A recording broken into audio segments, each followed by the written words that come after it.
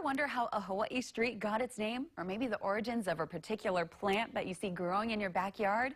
Well, every Thursday we have our Aloha Authentic segment to bring awareness to Hawaii's culture. Here now is Kamakapili with this week's segment. Aloha mai, it's Kamakapili.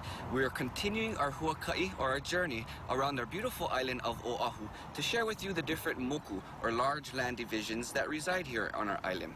So today, we're standing in this most beautiful bay known as Kahana Bay in the Ahupua'a of Kahana, and we're also in the moku of Ko'olauloa. Now your ear is probably itchy, a little bit scratchy, because you already know that word ko'olau, because we've talked about the moku Ko'olaupoko.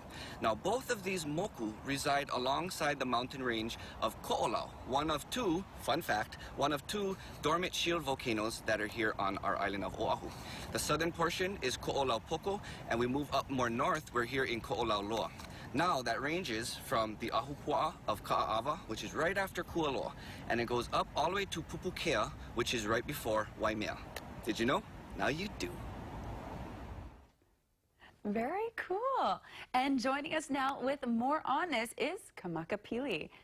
Good morning. Good morning. Aloha. Aloha. Thank you for being here. Thank you for having me. I absolutely love these segments. I feel like we learn so much. Mahalo. So, of course, we're talking about Ahupua'a. Yes. What are the Ahupua'a that fall within this moku? So with this one, I had to bring my handy-dandy iPad because there's so much that I'm still learning. But I want to just be attentive to the names that we're familiar with and the names that we're not familiar with, because a lot of times our towns and cities that we know of are actually over-encompassing a lot of our traditional Ahupua'a. So some names that we have listed down is from Ka'ava to Kahana, Punalu'u, Kaluanui, Kapaka, Makau, Hau'ula, Kaipapa'u, La'ie, Malai Kahana, Keana, Kahuku, Hanakoi, Opana, Papahialua, Waiale'e, Kaunala, Paumalu, and Pupukea.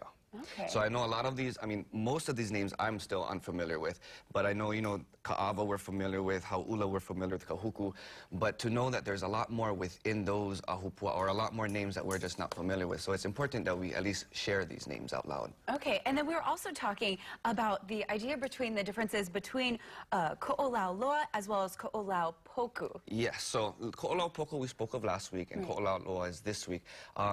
To answer that question, I want to kind of answer it with two answers. One is, and I tell this with everybody, whenever we speak Hawaiian stories, to always walk into it as an open book, because every story, different families, different lineages, different traditions may speak of the same story in variations, but that's not saying one is right or wrong. Right. So if I say something and somebody else has something else to add, that's just another variation. So I just want to put that out there.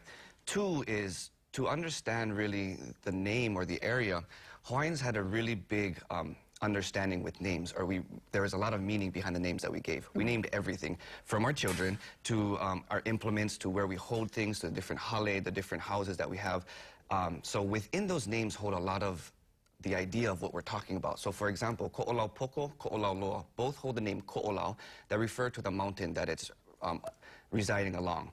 Ko'olaupoko, poko is a short word for the word pokole, which in Hawaiian means short, or a shortage, and it refers to the type of mountain range within Ko'olaupoko. It's known as the land of the sheer cliffs, so in that sense it's very short. Ko'olauloa, if you were to be very aware and attentive to the mountain range, it's very long ridges. So the word loa is meaning very, or very long, or lengthy. So it kind of gives you just an idea of the type of terrain that part of Ko'olau is talking about or has. Okay, wonderful. And that's such great insight. Again, there's so much meaning behind different words.